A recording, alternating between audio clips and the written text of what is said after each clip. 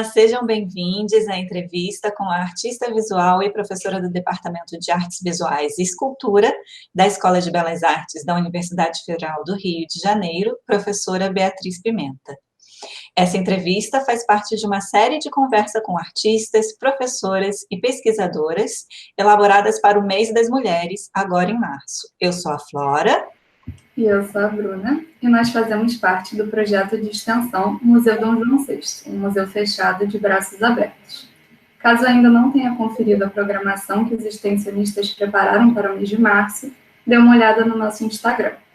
Agora, vamos passar a palavra à Beatriz Pimenta, para que ela se apresente, e antes de tudo, gostaríamos de agradecer a sua disponibilidade e presença aqui conosco.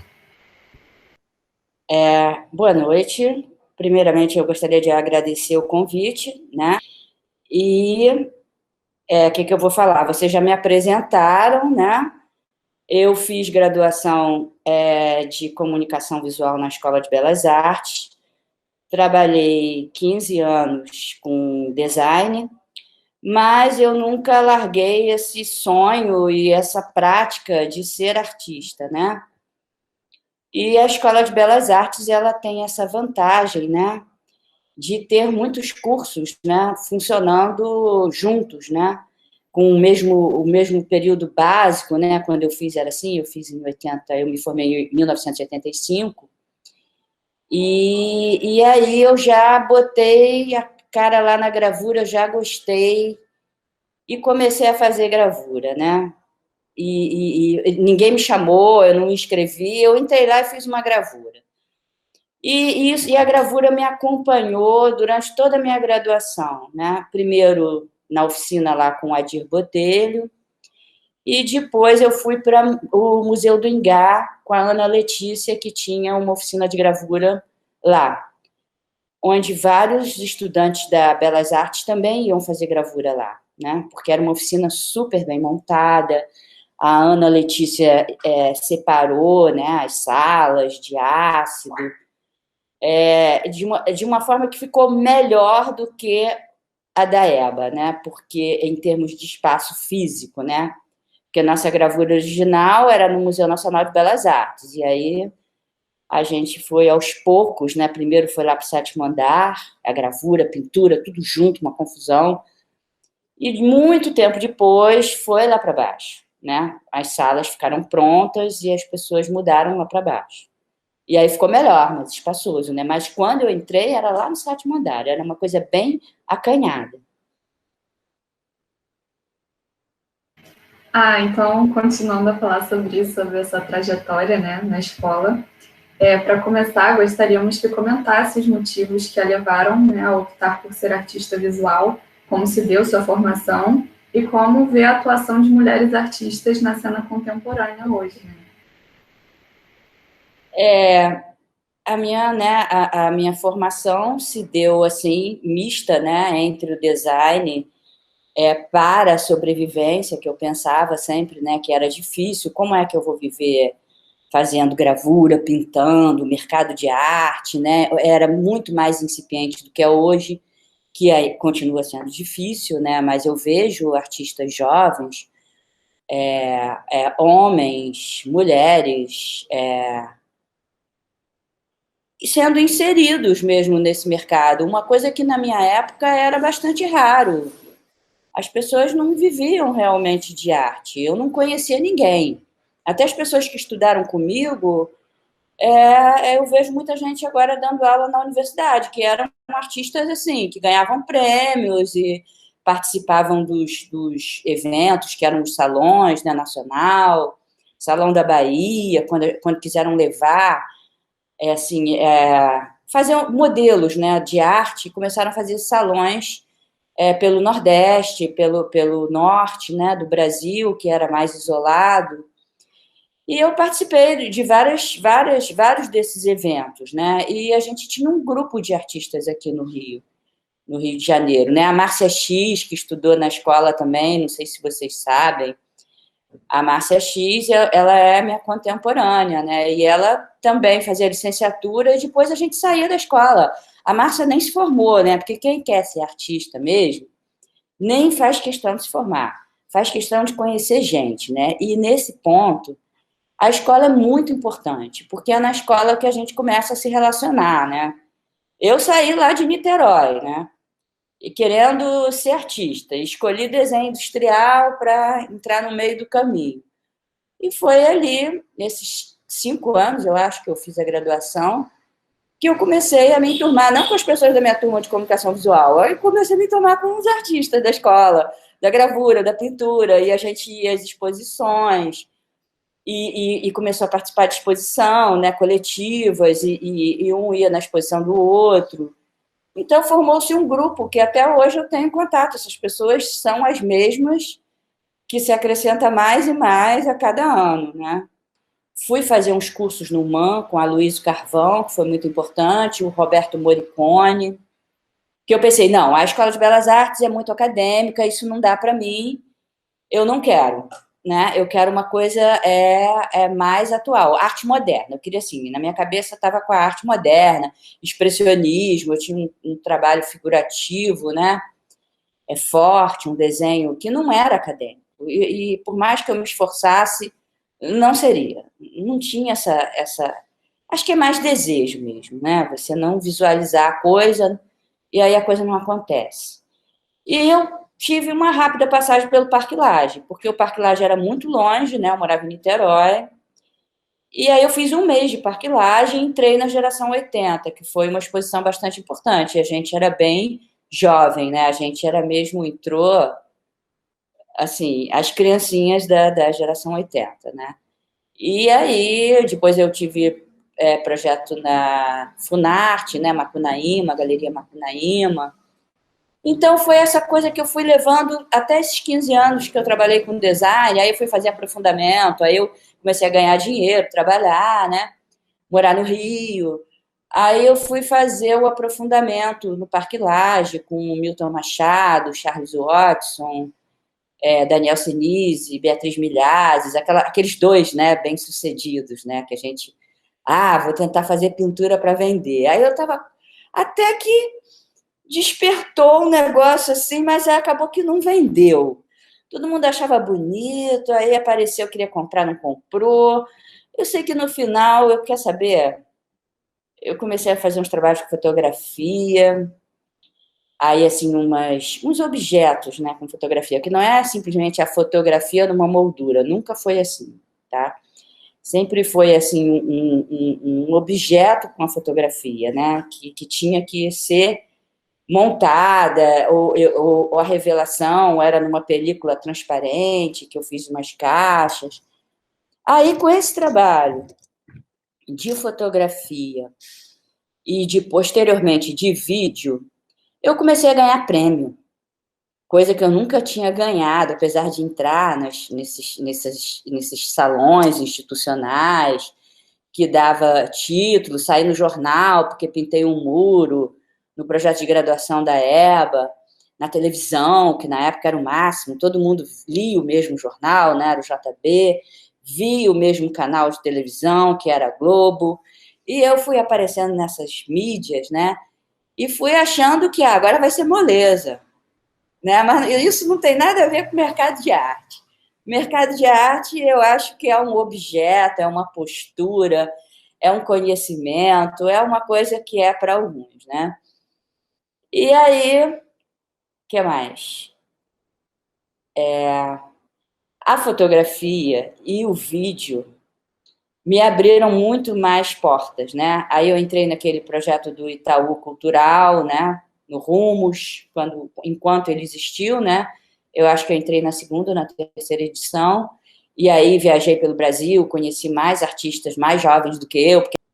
E assim, o meu trabalho ele foi ficando mais assim instalativo, né? Assim, com vídeo principalmente, ele foi ganhando espaço, ele rapidamente se ocupou o espaço, né, com uma projeção, esses objetos, e as coisas foram ficando mais fáceis para mim, até eu começar a fazer o mestrado, que eu comecei a fazer o mestrado em linguagens visuais, aqui na EBA também, e eu entrei nesse mestrado, vamos ser sinceras, graças ao meu portfólio, porque a prova eu passei raspando, porque O tempo que eu estudei na escola era 4 histórias da arte, muito insossas, que acabavam em Picasso, que era dado em um mês, o modernismo, e acabou, né?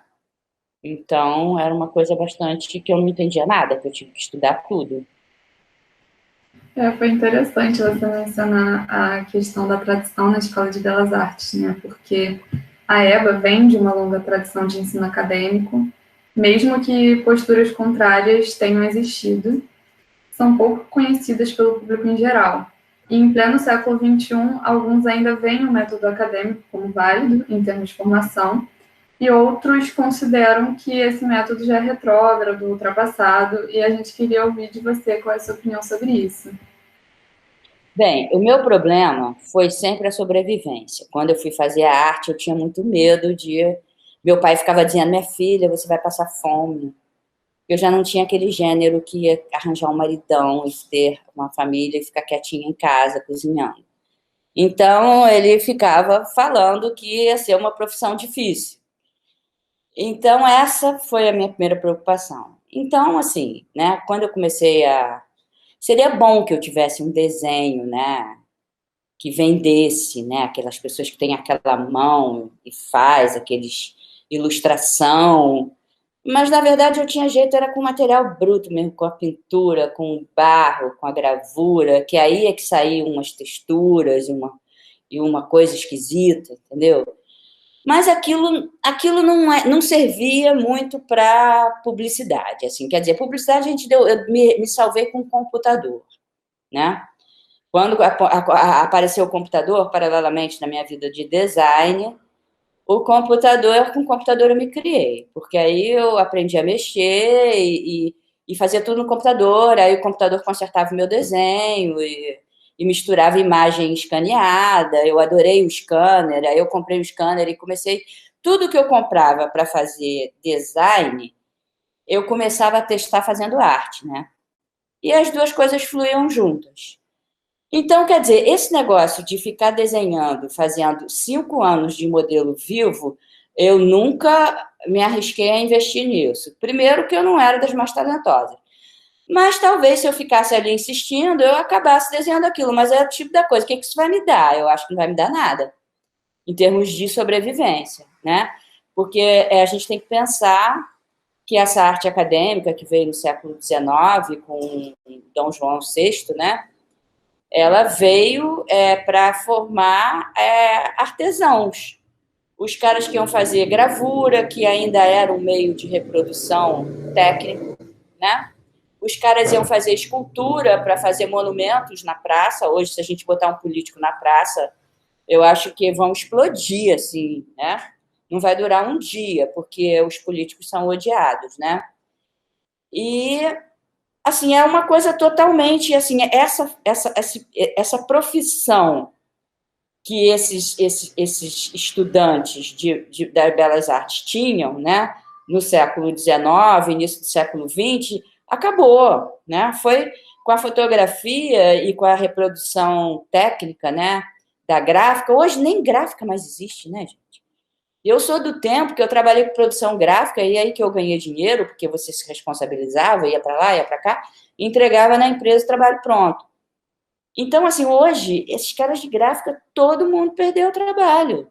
Agora é tudo na internet. Então, imagina, se na época que eu fiz já era inútil você ficar lá desenhando modelo vivo, a não ser que você quisesse ser uma virtuose no desenho. Aí eu não sei, mas assim, não haveria um espaço, a gente já estava no mercado de arte moderna, não haveria um espaço decorativo que as pessoas poderiam querer uma coisa pesada, tipo um Leonardo da Vinci em casa. E depois pintar igual o Leonardo da Vinci, vamos considerar que não é para qualquer um.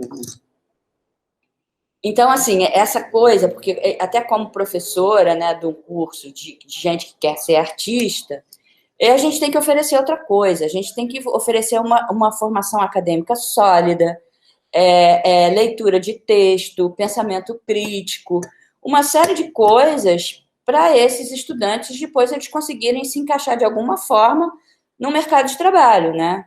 Ou num setor produtivo que rode, que faça girar a roda, né? Então, o que eu pensava desde a época que eu fiz a minha graduação é que, apesar de eu adorar a escultura, que eu adorava escultura mais que tudo, olha o meu destino, eu achava que aquilo ali era ser um sonho e era, ou você tinha dinheiro para viver a vida inteira e ficava fazendo aquilo e vendo que dava. Eu não imaginava. Também não imaginava ser professora, tá? É uma coisa que aconteceu muito mais tarde na minha vida. Aconteceu quando eu resolvi largar a programação visual, porque o computador também já não estava dando, né, assim, para ser uma profissão, a programação visual, porque o computador começou a oferecer, todo mundo fazia qualquer coisa, pedia para o filho fazer. Então, assim, essa série de profissões que vão caindo uma atrás da outra, eu entrei para o mestrado, aí eu já comecei a dar aula no final do mestrado. E aí eu já comecei a ter essa profissão, professora de arte, né? E foi assim, eu nunca vi, né, voltando à pergunta, eu nunca vi nessas aulas de 3 horas, 4 horas, 3 vezes por semana de desenho, um futuro ali para mim, entendeu? Porque só aquelas aulas de desenho também, que quem desenha bem, chega em casa e continua desenhando, tá no ônibus, está desenhando, está desenhando, está desenhando. Eu não era essa pessoa, entendeu? Que teria esse tempo todo. Aí essa pessoa também não lê, né? Porque essa pessoa ela não pode estudar e desenhar o tempo todo. Ela vai fazer as duas coisas ou vai acabar caindo mais para um lado que para o outro, né? Então, eu nunca acreditei nesse investimento de rotina de trabalho. Ainda mais que eu consegui... O trabalho que eu consegui realmente emplacar foi um trabalho com fotografia e vídeo. Coisa que eu nunca estudei. Coisa que eu comprei uma câmera fotográfica e comecei a fazer fotos, né? E depois eu comprei uma câmera que filmava vídeo, a coisa mais precária, ganhei um prêmio de pintura dizendo que o vídeo era pintura em extensão. Então, quer dizer, né? Um prêmio de pintura. Eu escolhi o caminho mesmo da tecnologia para fazer arte, e tanto é que eu dou aula de videoarte, né? Algumas artistas trabalham com questões de gênero nas obras, né? Como você situa o seu trabalho em relação a isso? Olha, eu tenho um trabalho... meu trabalho sempre teve uma coisa com a questão de gênero. Até na pintura, se eu voltar... assim... A questão de... Mas um trabalho que eu tenho direto com isso é o Cowboy e a Freirinha, que é um trabalho que é umas fotos, né, quando eu era criança, que o meu pai fez de mim, e era uma foto que eu estava vestida de cowboy, e a outra é a foto da minha primeira comunhão, que eu tô de freirinha. Então, eu peguei essas duas fotos, que foram feitas assim, parece que tem 1 ano entre uma e outra, e uma no fundo branco e outra no fundo preto. Eu fiz uma montagem, e aí eu fiz várias coisas com essas duas fotos. Eu fiz um objeto que era uma caixinha de luz, eu fiz uma projeção, que era uma instalação que refletia na água. Com essa imagem, eu fiz várias experiências, até que eu acabei resolvendo pintar essas duas imagens. Porque meu pai nessa época era vivo, né, e ele guardava todos os negativos numa gaveta. E ele era um bom fotógrafo, ele tinha uma câmera daquelas que olhava por cima, sabe? Não sei se é Rolleiflex. Aí os negativos eram 6x6, quadradões, assim, preto e branco. Aí eu já estava com essa coisa de scanner, aí eu fui lá, cadê os negativos? Que quando eu era criança eu ficava brincando ali, né? Que aí eu já tinha feito o plano todo, eu vou botar isso num scanner profissional, vou fazer uma cópia. Ele jogou tudo fora. Um dia ele deu um ataque, né? O que eu tenho isso aqui? Porque ele nunca revelou, nunca ampliou essas fotos. Ele fazia o quê? Contato, que era mais barato. Então, aí tinha as fotos todas reveladas em positivo, que eram um contato do mesmo tamanho do negativo.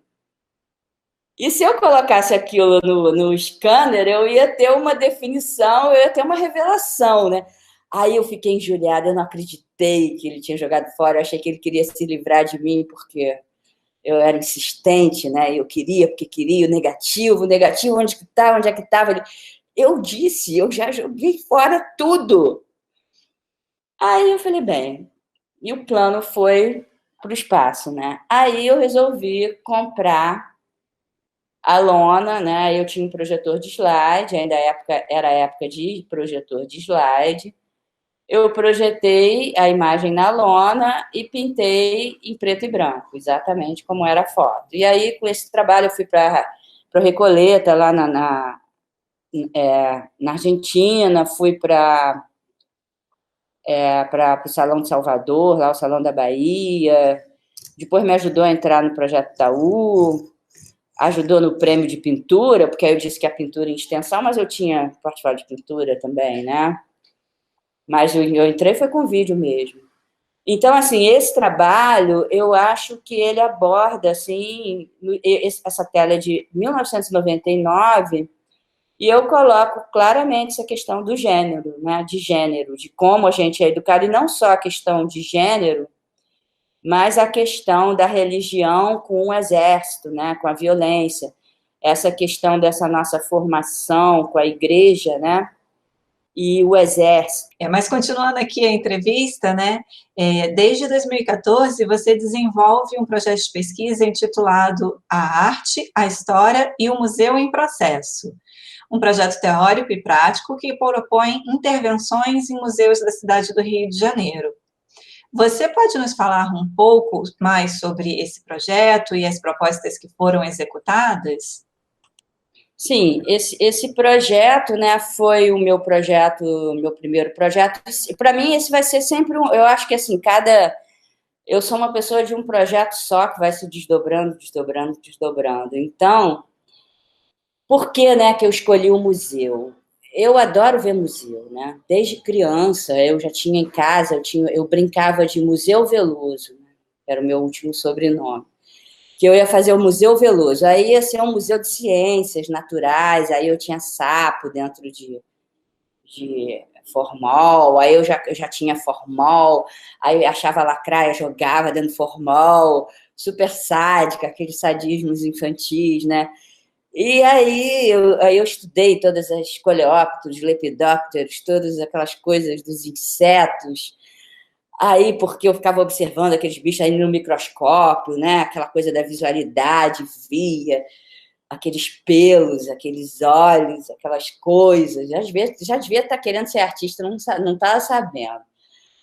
Aí, né, o museu foi um lugar que eu sempre, assim, todos os museus que eu fui, assim, quando eu era criança, aqui com a família, com o colégio, para mim foram passeios inesquecíveis, né? O Museu da Quinta da Boa Vista, né, que pegou fogo, aí tinha aquele monte de inseto, eu fiquei louca. O Museu de Arte Moderna, eu fui lá ver uma exposição do surrealismo, tinha quadro do Dalí, era uma exposição de artistas europeus, eu fui com o colégio, né, que na época era ginásio, né, eu fiz ginásio, não fiz fundamental, não. Aí eu fui estudar na EBA, né, e aí eu comecei a ver que tinha um museu, né, tal. Depois eu fui conhecer o Museu Nacional de Belas Artes, entender um pouco de história da arte, ver que ele ficou ali meio congelado no tempo, né? Onde era a nossa escola, que era uma coisa muito mais dinâmica, e a Galeria Macunaíma era ali, né?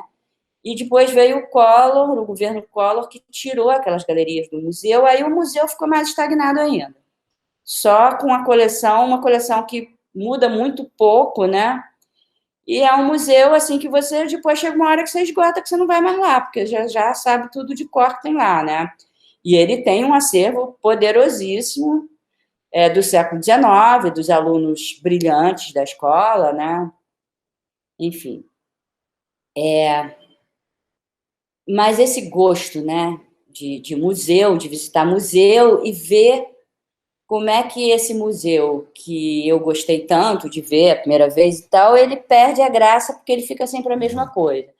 Aí depois foi aparecendo, né, o Museu do Mar, né, que eu acho que é o museu mais atual que a gente tem, que é contemporâneo de verdade, é um museu que atravessa os tempos, e aí você não tem que ter aquela preocupação, não, só vai trazer arte contemporânea, não vai trazer arte antiga, não, ele mistura sem problemas, né?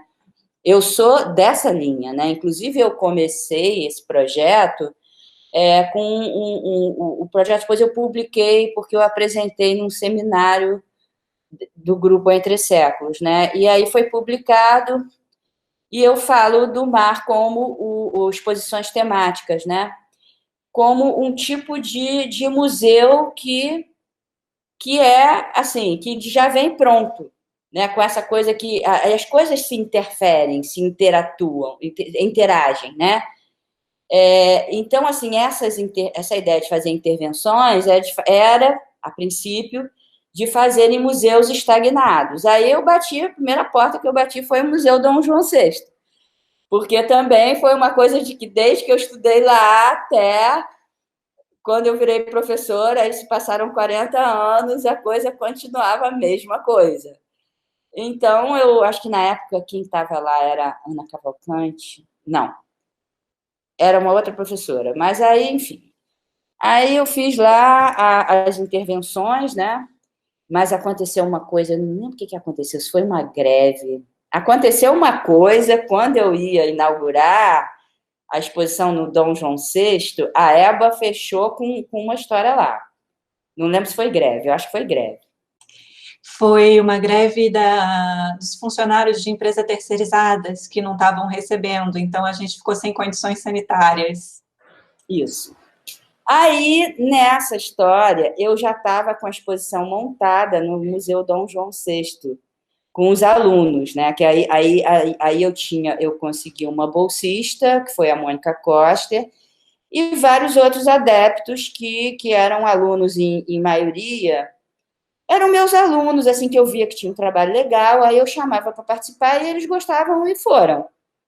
E aí a gente fez, eu tenho até um catálogo, depois eu vou passar para vocês, dessa exposição, um catálogo virtual.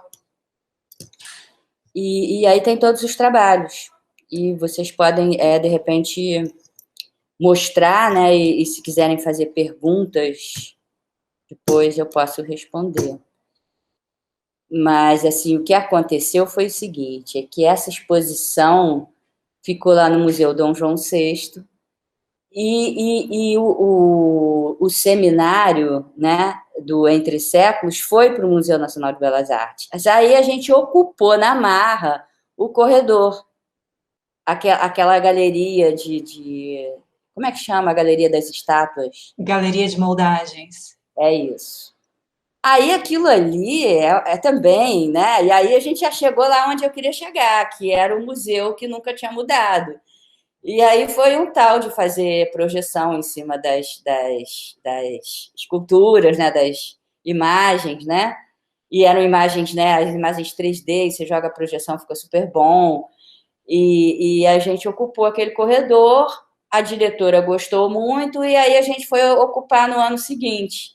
Aí a gente pediu logo a Galeria do século XIX, né? Galeria do século XIX, que chama? É a pérola do museu, é aquela galeria, né?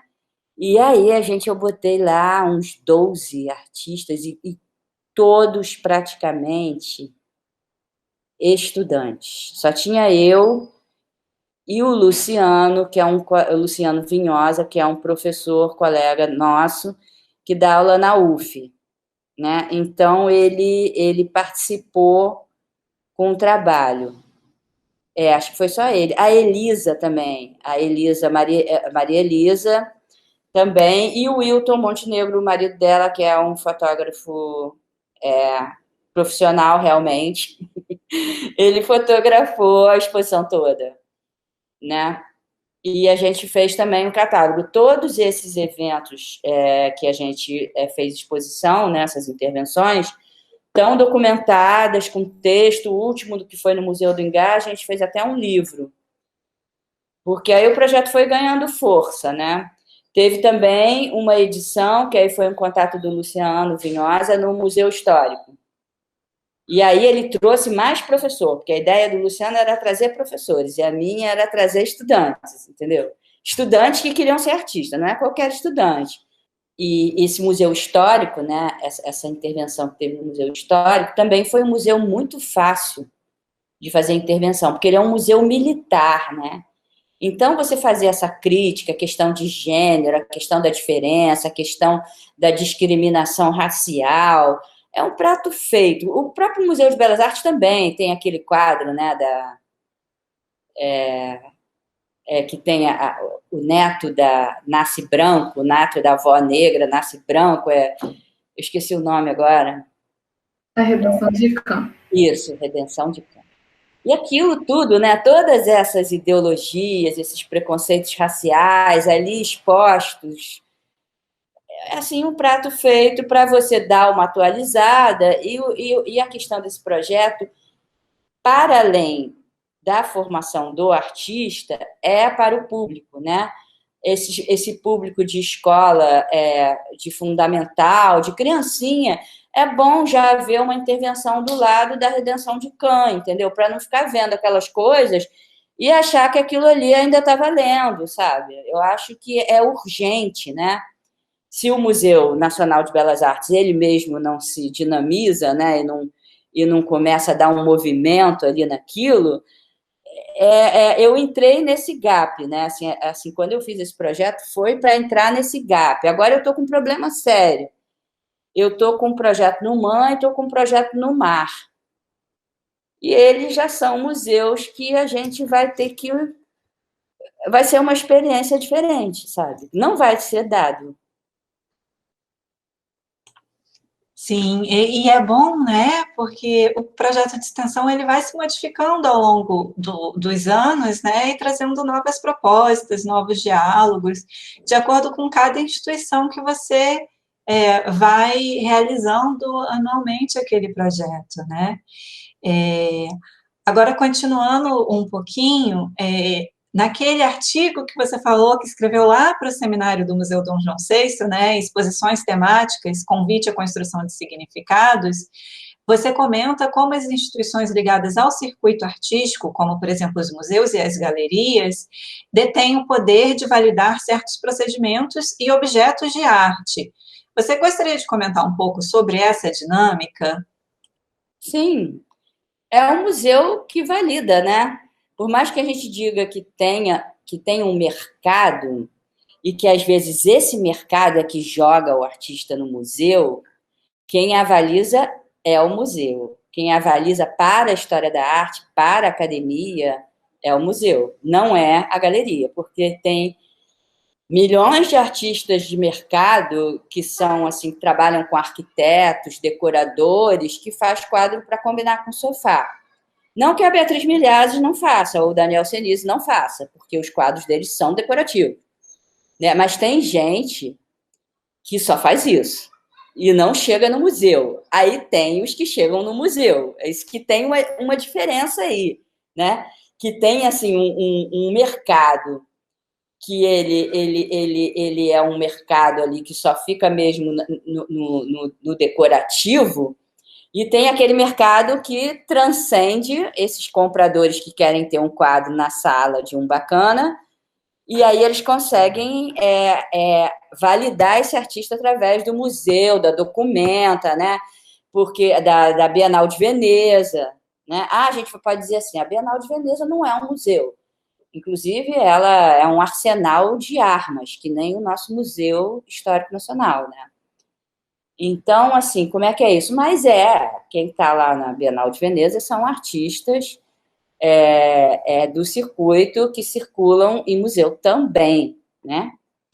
Então, assim, no final das contas, é o museu que valida, né? E aí eu também, nesse texto, né, que eu escrevo, eu devo falar do Foucault, talvez, que ele fala, né, das instituições de controle, né?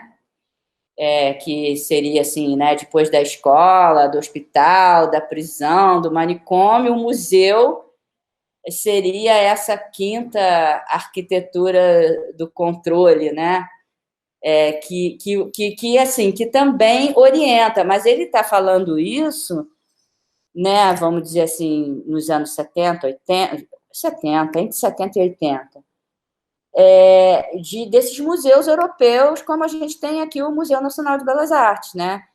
Que tem toda ali uma dinâmica que orienta, né, o comportamento. E até o Museu Contemporâneo, atualmente, tem uma artista que é professora em Berlim, a Rito Stiller, que ela fala, assim, o museu como fábrica, é um texto que eu traduzi, que ela diz que o museu, as fábricas vão virar museu e vão virar instituições sabe, vai ser uma coisa que continua ali, uma coisa de controle, de moldar a sociedade, né, de botar os parâmetros, né, mas uma coisa assim à frente, né.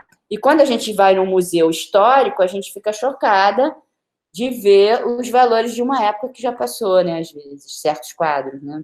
Outros não.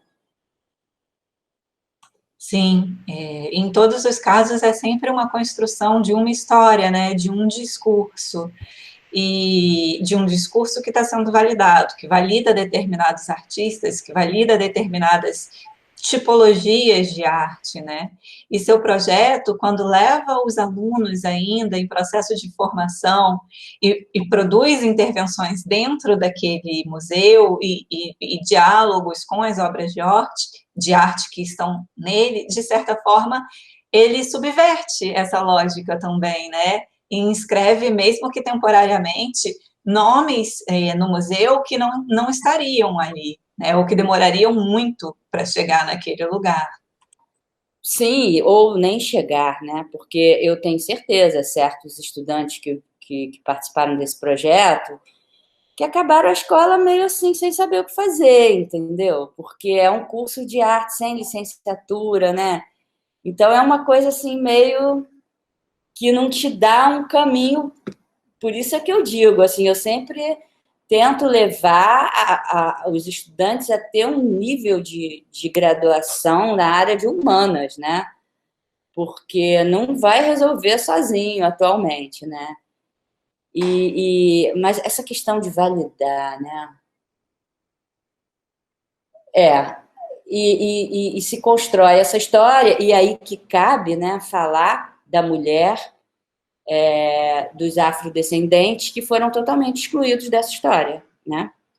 Inclusive, eu tenho uma aluna, né, uma aluna bem jovem, do período passado, que a gente comentando isso em aula, aí ela fala, pois é, né, eu não sei se fui eu que comentei, se foram elas, aqui nessa turma tem mais mulher do que homem, acho que não tinha nenhum homem, eu tinha um, eu não lembro. Aí eu falei, pois é, né, aí chega na hora, assim, quando ver artista, só tem homem. Quando você vai ver, né, na programação lá, do próprio Mar, do Man, assim, os homens predominam total. Aí essa menina bem esperta falou assim, a gente tem que ver que horas que eles aparecem, né? Porque até agora não tem ninguém, não tem nenhum homem. Aí, de repente, eles aparecem em massa e tomam tudo para eles, né? Enfim, isso é uma questão, né? A questão da mulher até pode se separar, né?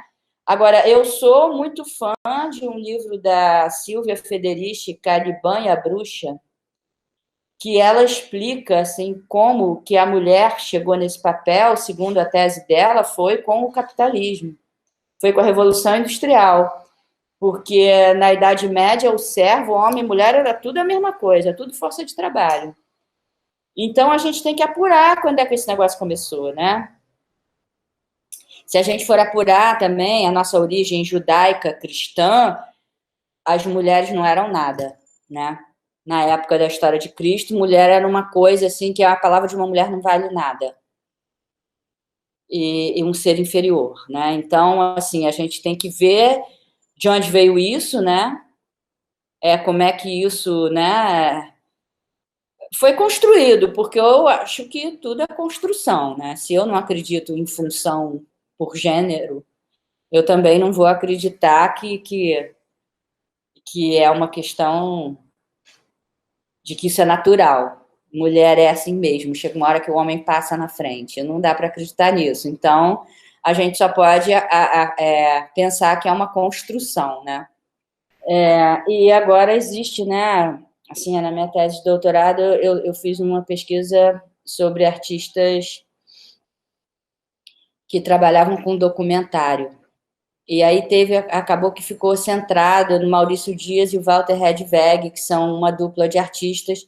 O Maurício Dias estudou na EBA, ele foi um cara bem atuante, que é meio contemporâneo da minha passagem na EBA também. Ele fazia gravura. A gravura era um lugar assim que eu achava mais para frente dos três, entendeu? Entre escultura, pintura e gravura, eu vi ali uma galera que fazia gravura como um estágio da carreira, sabe? E o Maurício foi fazer vídeo, entendeu? Foi fazer vídeo documentário com a questão da exclusão social, né? Isso que uma palavra-chave que eu coloquei na minha pesquisa, né?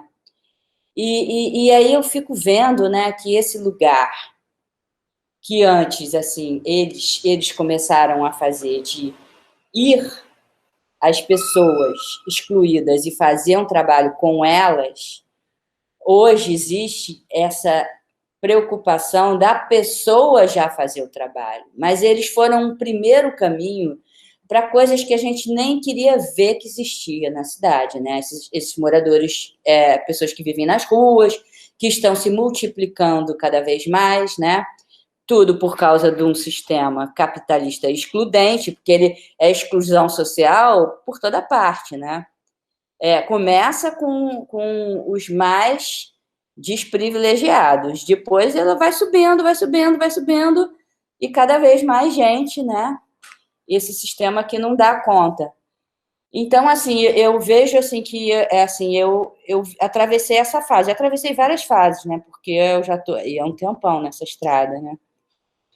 Essa fase de ter os artistas que falavam, né, da exclusão social através de documentários poéticos, né, que não eram taxativos de falar de violência, e depois dessa coisa, agora eles estarem dando preferência para o lugar de fala dessas pessoas, que são os próprios excluídos, né, fazerem os trabalhos. E aí né, aí começa uma nova triagem, ao contrário, né?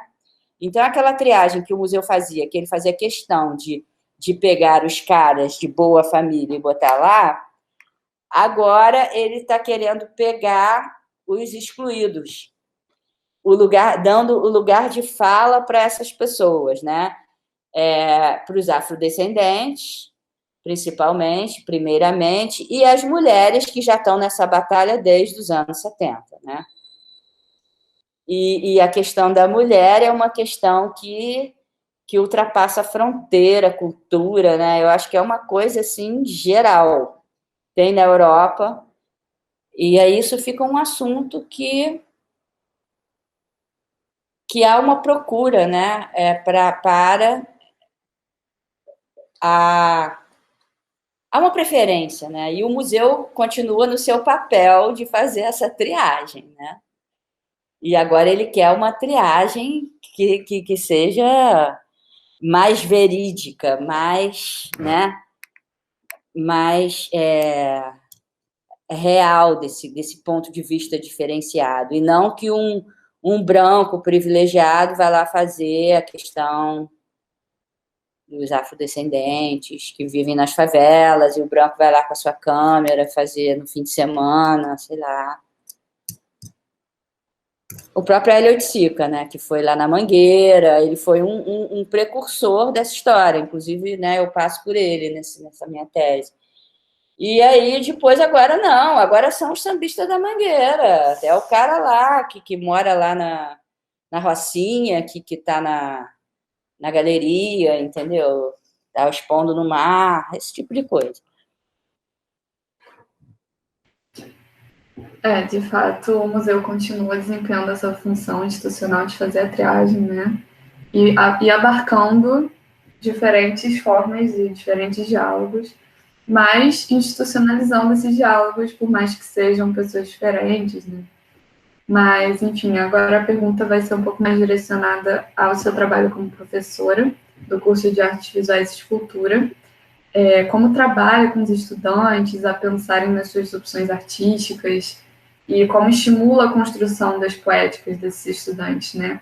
Qual é a relação que você percebe entre a sua docência e o seu trabalho artístico? Olha, no início foi muito difícil, né? Eu pensei, agora que eu virei, eu vou ter tempo para fazer o meu trabalho. Olha, tempo não tem nada a ver com fazer trabalho, sabe? Na verdade, quando eu fazia comunicação visual, eu estava fazendo no pouquinho de tempo que eu tinha ali, porque eu estava o tempo todo com a mão na massa. E esse negócio de você dar aula, os alunos fazem o trabalho para você, sabe? Você fica ali dando corda, dando corda, dando corda, incentivando, falando. Aí eles vão fazendo o trabalho vai ficando melhor, aí você se realiza por ali e chega no fim de semana, você já não quer fazer nada, você quer fazer outra coisa. Então eu tive esse primeiro embate, assim, né? E agora, eu não sei, com a questão da pandemia, eu fiquei muito... A gente ficou muito isolado, né? Muito sem o que fazer, aí eu resolvi voltar a pintar para fumar menos, uma coisa assim, sabe, assim, nervoso mesmo, de não poder fazer as coisas, não poder sair de noite, não poder ver os amigos, não ter festa, não ter exposição, não ter galeria. Aliás, esse projeto com o museu está tudo parado por conta disso, né? Porque aí dizem que vai começar, depois não vai, aí a vacina não chega, enfim. E como é que é, assim, o método, essa coisa assim, quando eu comecei a dar aula de arte, eu achei que eu ia ser um zero à esquerda, né? Eu nunca quis ser professora. Aí eu vi até que o negócio dava certo, que os caras gostavam, e que batiam palma, que gostavam. Eu falei, que eu comecei a dar aula em particular, né? Aí eu falei, não, acho que de repente vai dar pé, sabe? Aí eu comecei a tomar gosto pela coisa. E assim, eu sempre, né, minha didática é sempre mostrar muitos trabalhos de artistas que eu acho que respondem às questões ali que eu estou colocando, e pedir para eles fazerem exercícios, né? E aí, assim, a aula rende muito, gasta-se muito mais tempo falando do que eles fazem do que dos artistas consagrados, tá? Porque isso eles podem até ver sozinhos, né? Os alunos, eles correm atrás por si só, e aí a gente tem debates, entendeu? E às vezes eu não gosto de uma coisa, depois eu começo a gostar, o meu ponto de vista é um ponto de vista da professora que vai dar nota, mas eu estou aberta a mudar de ideia, entendeu? Porque um trabalho de arte é muito difícil de você dar uma nota, né? Eu, na verdade, eu nem dou muito valor à nota, mas, assim, eu quero sempre que escrevam depois sobre o que fizeram, para que aprendam, né? E geralmente não gostam, né? A maioria não gosta de escrever, tem muita dificuldade, mas aí você já sabe que vai ser uma carreira difícil, porque a primeira coisa, atualmente, que um estudante faz quando quer ser artista é seguir para um mestrado prático teórico, né? É a primeira coisa. É muito difícil o cara que sai da graduação e se mete no mercado de arte direto. O mais comum é ele sair da graduação, pegar um mestrado, e aí ele já fica no meio de um caminho, que ele pode tanto ser artista como dar umas aulas para sobreviver, né? Fazer residência. Essas residências, às vezes, você deixa um trabalho no museu, entendeu? Você faz umas trocas, uns intercâmbios, esse tipo de coisa. Por isso é que eu digo, eu acho que um estudante de arte ele tem que ter uma formação de graduação. Ele não pode sair da graduação sem saber escrever, sem saber interpretar um texto, sem ter noção de cultura, sabe? E aí eu digo mais, não é só a história da arte. É a área de humanas, sabe?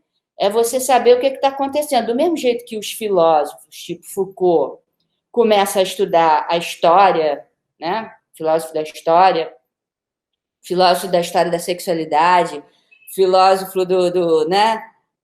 Das instituições, da construção das instituições. Ele sai, né, da metafísica, daquela coisa da filosofia convencional, né? O Walter Benjamin vai fazer crítica da cultura, né? Você tem que sair dessa área. Você não pode ficar restrito à história da arte. A gente tendo a perfeita noção de que a história da arte até o século XIX era uma história de hegemonia, né? E eu acho que os artistas de hoje, com essas coisas todas fragmentadas, violentas, a gente está mostrando a violência do nosso tempo, a nossa insegurança total, a nossa instabilidade, tudo, sabe?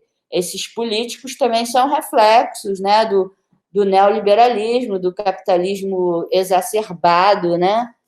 Então, a gente vive tempos assim que eu acho que o artista que representa isso não é um trabalho abstrato e tal, é um trabalho que essas coisas estão fazendo, essas coisas incisivas, né? E aí esses trabalhos, eles dependem de que seja uma pessoa que tenha conhecimento. Por exemplo, um cartunista, a mesma coisa. Como é que o cara vai ser um cartunista genial? Porque ele tem um bom desenho? Coisa nenhuma. O Enfield tinha lá uns tracinhos, lá uns negocinhos, que ficou ótimo porque ele tinha conteúdo. Ele era um cara crítico, que tinha senso crítico, sabia pra caramba de história, de política, de tudo, né? Então, o artista contemporâneo é a mesma coisa. Ele tem que ter cultura geral muito forte. Então, o que parece ser uma profissão, Belas Artes é moleza para passar na escola, mas, assim, para ser esse profissional de arte, a gente, pelo menos, tem que apontar o caminho, né? Se as pessoas não seguem. Mas o ideal, e quem sai artista da escola, é quem está acompanhando as leituras, fazendo os trabalhos, indo às aulas. Às vezes nem vão às aulas, mas estudam sozinhos, entendeu? Eu também não era muito de aula, não, entendeu? Mas eu estudava, eu li o que eu queria, eu li Os Sertões, eu li Casagrande Senzala, ninguém me mandou ler aquilo, sabe? E tem que ler aquilo. Tem que ler aquilo, não é ficar estudando, sabe? As coisas só que estão da história da arte, né? Porque as pessoas que fizeram esses quadros, né? Tarsila do Amaral, tal, aí quando você lê a Casagrande Senzala, você entende, assim, né, também, melhor, assim, como é que aquilo ali também pode ter problema, como é que o próprio Casagrande Senzala também tem problema, né? Sim, aproveitando o gancho que você falou, né, da importância do pintor estar atento ao seu tempo e de ter esse estofo, né, essa cultura para conseguir construir diálogos, eu queria falar um pouco sobre performance, né? Ela é uma das modalidades de ação em que o corpo é o principal veículo expressivo e é uma modalidade de ação muito forte na arte contemporânea, né? Nesse sentido, como opera, na sua opinião, a questão de gênero nessa relação de corpo em atuação no espaço? Essa questão da performance é um prato feito, né? Porque a performance, ela... Dizem assim, né? Quando eu viajei para fora, uma amiga minha que morava em Londres, ela falou assim, eu conheço brasileiro à distância, só pelo jeito de andar. Então, essa questão da sexualidade, né? E que gênero, para que gênero ela aponta, se você considerar que é uma coisa bipolar, né? Então, você vê, assim, como que a pessoa se movimenta, é muito diferente desse corpo estático, né? Da pintura convencional, que você bota lá o modelo, não. Você ajeita ele todo como se ele fosse um boneco, né? Não, bota o braço aqui, o braço não sei o quê, e a mulher ficava lá, geralmente mulher, sempre, coitada. Mas tinha homem que também se prestava esse papel, né? Porque também tinha que ter homem nos quadros. Na mitologia grega tinha homens, tinha um homem guerreiro, herói. Aí as pessoas botavam a pessoa na posição, né? Então, nem queria saber daquela pessoa que estava posando, queria saber da ideia do pintor, né? Então, você imagina que quando a performance, sendo do próprio artista ou de um ator que ele contrata ou faz uma parceria, essa pessoa está ali, lugar de corpo, de fala, de tudo, né? Ela vai representar o que ela é, ou então ela vai fazer, né? Quando ela não se identifica com o gênero que ela nasceu, ela vai fazer. Teve um que foi lá no mar que ele se fantasiava de lustre, ele botava lustres, era uma coisa, um salto deste tamanho. O cara era, assim, um show, entendeu? Ele era um abajur ambulante, e aí ele ia para os lugares em Paris, em coisa no meio da praça, sair andando na cara de pau, né? Porque o legal dessas performances é você também fazer no lugar e as pessoas verem aquele troço lá no meio da rua, né? Você ter um embate direto com o público que não é o público do museu, né? E aí vira uma vídeo performance no museu, né? Porque a vídeo performance está virando uma categoria já, né? Porque esse contexto da rua você só vai ter na rua mesmo. Se você botar dentro do museu, você vai ter um público do museu comportado, que não vai interagir, que não vai agredir, que não vai fazer nada que você quer que faça, né? Perfeito. E agora pensando também um pouco sobre como o curador desempenha, né, um papel nesses espaços, o processo artístico das intervenções coloca o artista como curador também dos espaços que ele faz a instalação, né, que ele atua. E como se dá essa negociação entre o artista curador da sua obra naquele espaço e o curador da instituição que abriga a intervenção? É problema, né? É sempre problema. Porque, às vezes, a gente gosta muito de um trabalho e aí tem várias... O museu, ele tem... É até um aprendizado para os estudantes. O museu, ele tem várias camadas, né? Aí você chega lá, fala com o diretor do museu fala, tudo bem, agora tem que comunicar à Secretaria de Cultura. Aí a secretaria, primeiro é o diretor, né? Às vezes esse diretor não entende de arte contemporânea, principalmente, ele só entende do seu acervo, como conservar o seu acervo, das regras da instituição. Então, esse diretor, ele diz, ok, aí ele vai consultar, por exemplo, o IPHAN, que é o Instituto de Patrimônio Histórico. Ah, não pode botar nada naquela fachada, porque aquela fachada é tombada. Aí não tem como, entendeu? O IPHAN é super radical, não deixa. Já aconteceu isso. Já aconteceu num outro museu que o diretor, ele queria ser curador. E aí a gente aprovou uns trabalhos e outros ele simplesmente, não quero isso vai ficar com cara de coisa pobre, não quero, não vai ter. Quer dizer, aí até que agora eu estou chegando nesses museus que tem curador de verdade, que era o Fernando Coquiaralli lá no MAN, aí o MAN já destrambelhou, botou todo mundo para fora, não entendia muito bem aquilo, aí a gente perdeu o contato lá, aí foi para o MAR, aí estamos com o Marcelo Campos, que é um curador também, e eu estou com o Ivair, que o Ivair Reinaldinho, ele é curador também, né? Então, eu também empurro para o Ivair, assim, eu dou bem de curadora, né? Mas, assim, eu fico meio... Né? Eu tenho o apoio do Ivair, que ele não é artista, ele não se propõe a ser artista, vamos dizer assim, né? Que acho que é mais honesto. E ele se propõe a ser curador, né? Inclusive, assim, o curador sempre ganha dinheiro, né? Também tem isso, né? O curador, quando ele vai fazer uma exposição, assim, quando ele tem uma função, tem sempre uma verba boa para o curador, e para o artista nunca é tão boa, né? Então, assim, é uma opção. Olha, eu gosto de arte, mas eu quero ser curador. E aí, quando você vira professor, você acaba sendo meio curador, né? Só de você estar ali naquela aula, dando a aula, você tem um certo poder ali de dizer, né, o que você pensa, se a sua opinião vale mais, porque você vai dar nota, porque você estudou, porque você fez concurso, enfim. A pergunta era, o curador...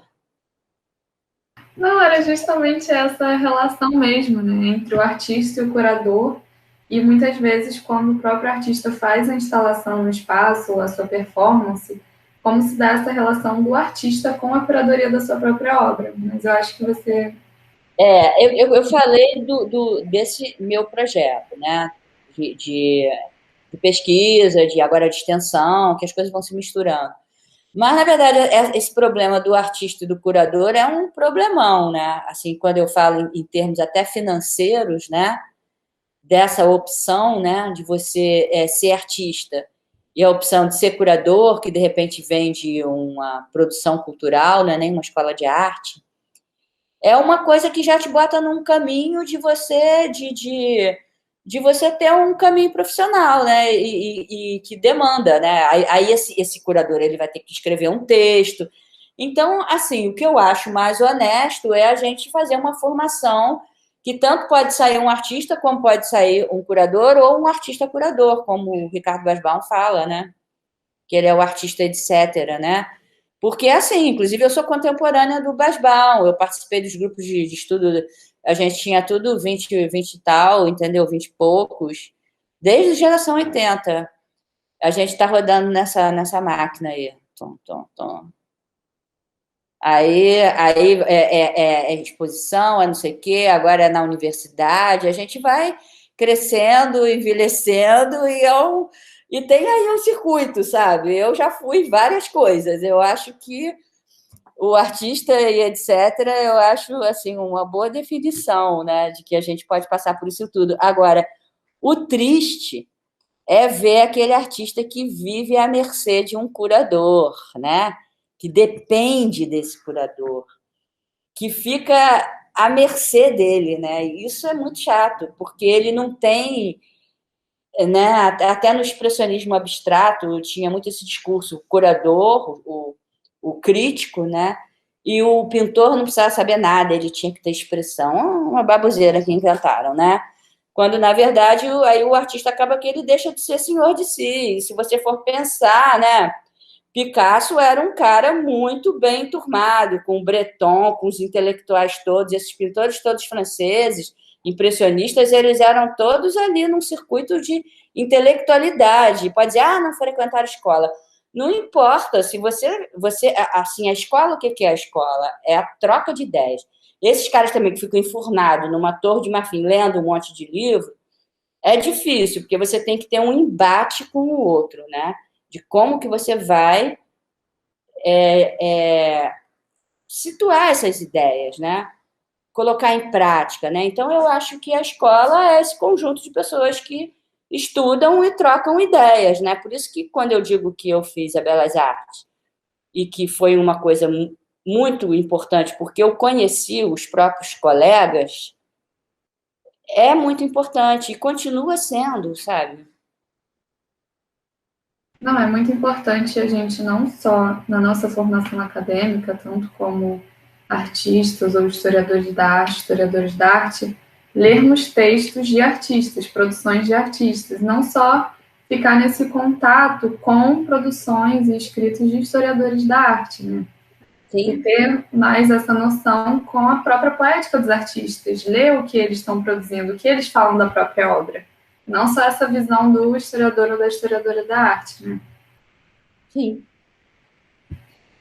Mas, enfim, retornando aqui ao projeto de pesquisa Arte, a História e o Museu em Processo, a gente acabou falando do isolamento social, né, como acabou impactando, mas, inclusive, com o fechamento temporário dos museus, e a gente queria saber quais questões isso trouxe ao projeto e se há planos para promover diálogos com acervos no mundo virtual, por exemplo. Não, eu não tenho vontade, não.